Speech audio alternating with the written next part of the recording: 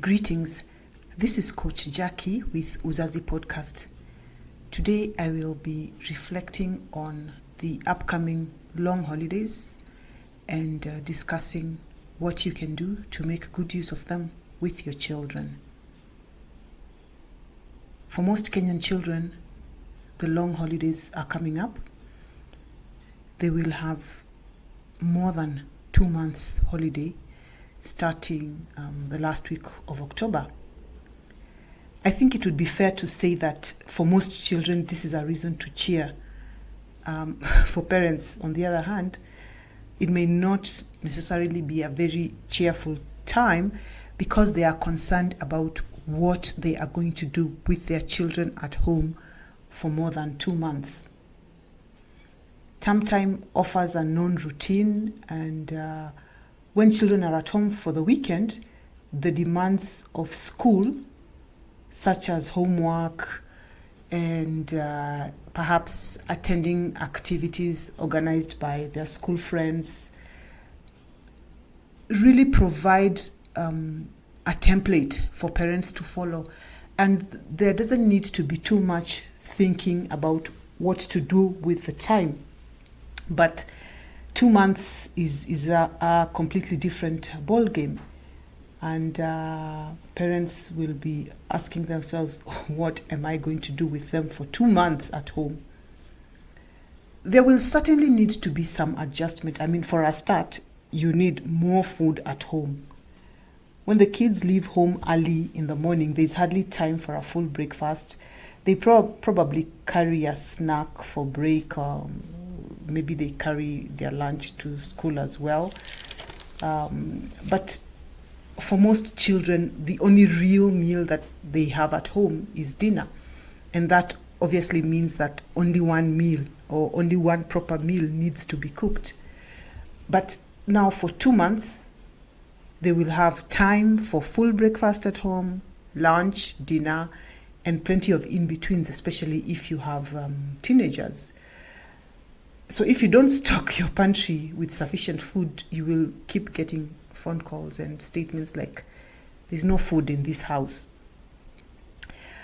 As you stock your pantry and your fridge, please remember that these 2 months offer you the opportunity to get your children eating some wholesome, nourishing foods, and encourage them to do so by making such foods available and avoiding snacks. Obviously, when you're thinking about buying snacks or preparing snacks for your children, you're more likely going to go for what is convenient, maybe what is easy to carry. But when you have the children at home, it's an opportunity to get into some, real home-cooked, wholesome food. And so these 2 months will offer an opportunity for that. And it should be a good time as well to get in some family meals. That means getting time to eat together, more so than you do during the harried school term time.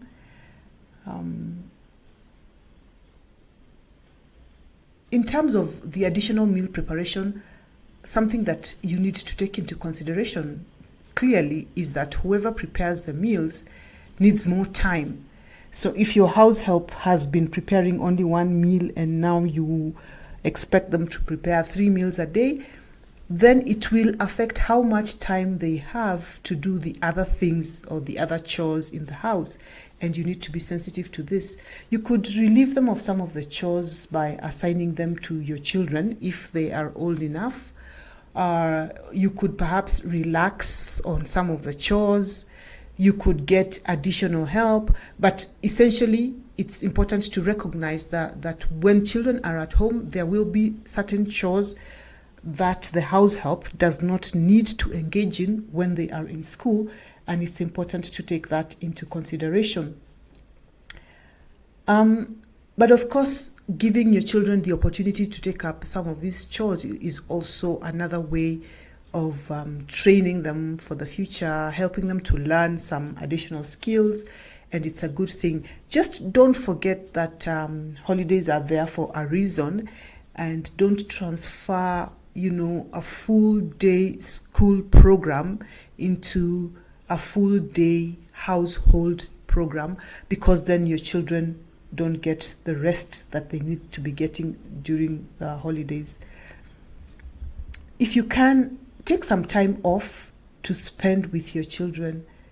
Just spending time at home, really, as some might say, just goofing around. It doesn't need to be structured time. You don't need to travel and go anywhere. You don't need to get out of the house, but just spending some time together with your children, because you can when they are on holiday. Some of you will no doubt already be lining up holiday activities, because obviously the holidays present an opportunity for you to engage your children in activities that help them develop skills and learn things that the school curriculum does not cover, or that you don't have time for when they are in school.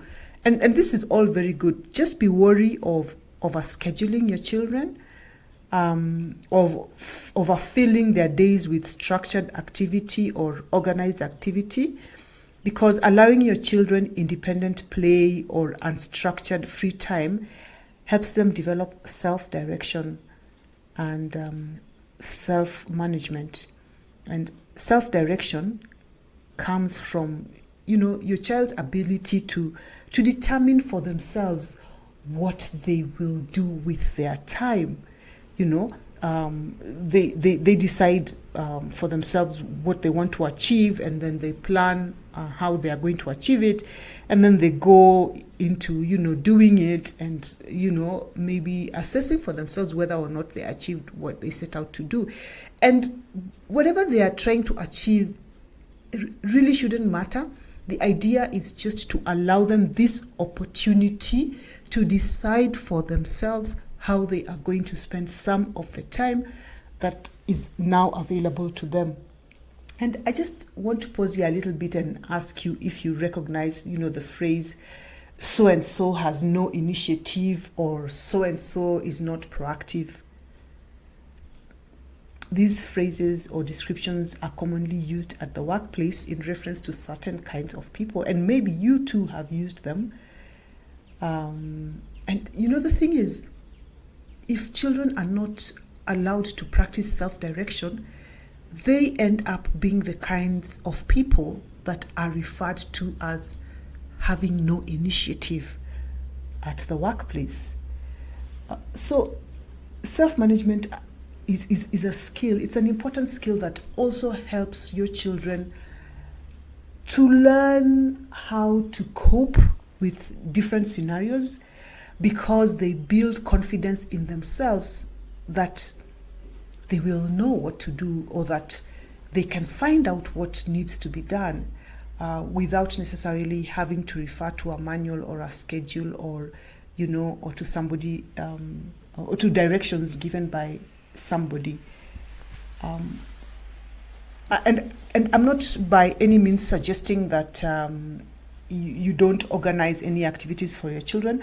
What I'm suggesting is that there needs to be a balance between structured activity and unstructured, self-directed activity. And if you're not convinced, just think about what overscheduling can do both to you and to your children. It can also have a negative impact on the family as a whole. So as you're deciding on, a couple or so activities for your children, and make this decision after weighing the benefits for both the child and the family against the time and other investments that everyone else will have to make in the activity that you're proposing for your children. As I mentioned earlier, children just like you need downtime. I don't know if you remember the last time you didn't have to check the time because it didn't matter. You were having fun, you were doing your own thing, and there was no reason for you to stop except that you wanted to stop. And do you remember the last time you and your children simply spent time together having fun? If you don't, or if it's weeks or months ago, then it is time for you to have that kind of fun again. And these 2 months are a great opportunity for you to fit in some time just to have fun without necessarily having organized activities or having structured activities. And by the way, when I talk about unstructured activities or downtime, I mean ideally that screens and gadgets should not be included. That this should just be time for sort of goofing around and trying to discover something, maybe being outdoors, engaging in conversation, just spending some time away from screens, which can also take up too much of your time and lead to different types of challenges for your children. So as you make your plans for the long holiday, don't forget to schedule in some family time. Time for you to do something together as a family,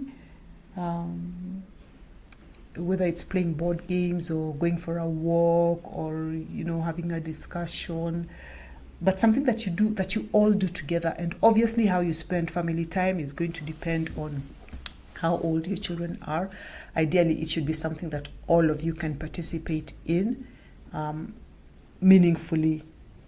I also just think that it's worthwhile remembering that you as a parent are also your child's role model, and they will be looking to you for pointers on how to achieve balance in life.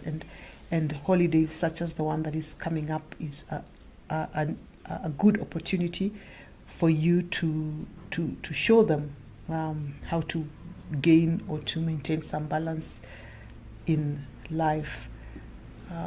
But I think most importantly, as the holidays come up, don't forget that holidays are there for a reason. Your children are growing, and sleep and downtime help them to develop their brains. So don't consider it a waste of time. And as I wind off, I just want to leave you with a reflection. If you are scheduling every moment of your child's time, it's a good place to start reflecting on what you want to achieve by this. Remember, in this podcast, we are trying to understand why we parent the way we do, and it would be interesting for you to just stop and think or reflect on what you believe about scheduling activity for your children, and whether those beliefs are helping you to help them develop important skills, knowledge, attitudes, and values. Thank you for your time, and let's talk again sometime.